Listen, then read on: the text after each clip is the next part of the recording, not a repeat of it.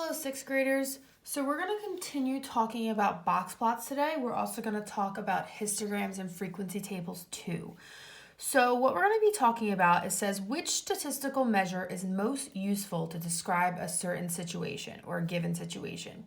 Okay, so this problem it talks about, it says Gary says he usually scores 98 on his weekly quiz. Does his statement accurately describe his overall performance? Justify your answer using measures of center. Okay, so measures of center, we've learned those last topic. Measures of center are things such as the mode, the mean, and the median. So right now, these are all his scores. He has an 88, an 87, a 91, a 65, a 90, an 85, a 98, a 96, a 92, and a 93. So those are his grades. And out of those grades, he says, well, he usually scores a 98. So we're going to see if that's actually the correct representation to represent his data. Okay, so what they did here, they just made a dot plot.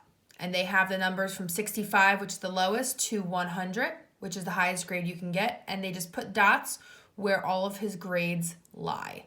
So what we are going to do right now, we are going to find the mode, the mean, and the median. And we're going to see what we get for those. So again, this definition, it says variability describes the spread and clustering of data in a set.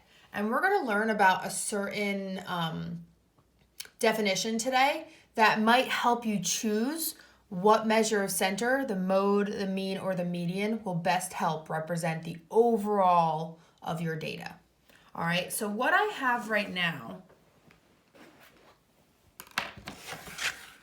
okay, I have all of these data, so all of the scores written on a whiteboard.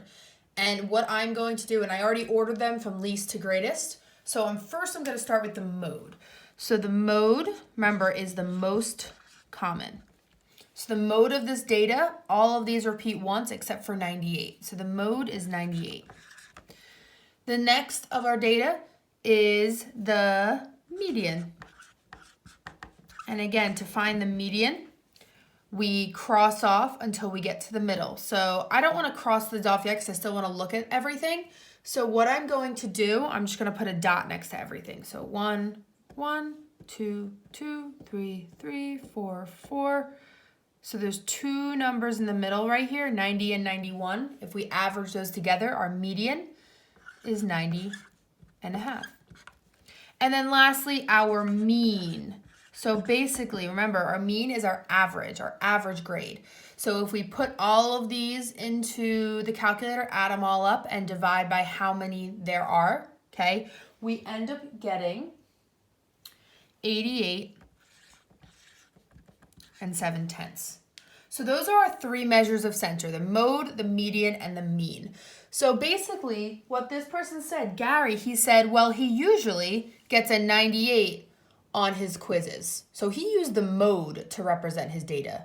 Would that be correct, saying that out of all these grades, this kid, Gary, he calls himself a 98% student because he usually gets 98s?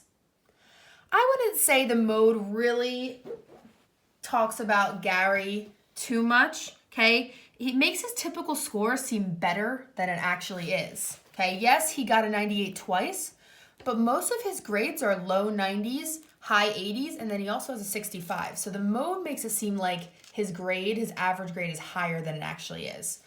Now the mean, okay, the mean is an 88 or an 89 if you're rounding, okay? What do you think? Does the mean represent his average grade or his overall grade? I don't want to say average, but does the mean represent his overall grade? I would say no as well, okay? And now we're going to be learning a certain definition of a data point. And the mean does not represent, it usually does, okay? The mean usually does represent the average of your data. But the mean is skewed. And that's basically a certain word that means it's affected, okay? The mean is affected by this number right here. And that number is called an outlier. And basically what that means is that 65 lies outside of the normal pattern of data. Because look at all these numbers. We have 85 to 98. Those are pretty, the range of those numbers are pretty close together. And then you have a 65.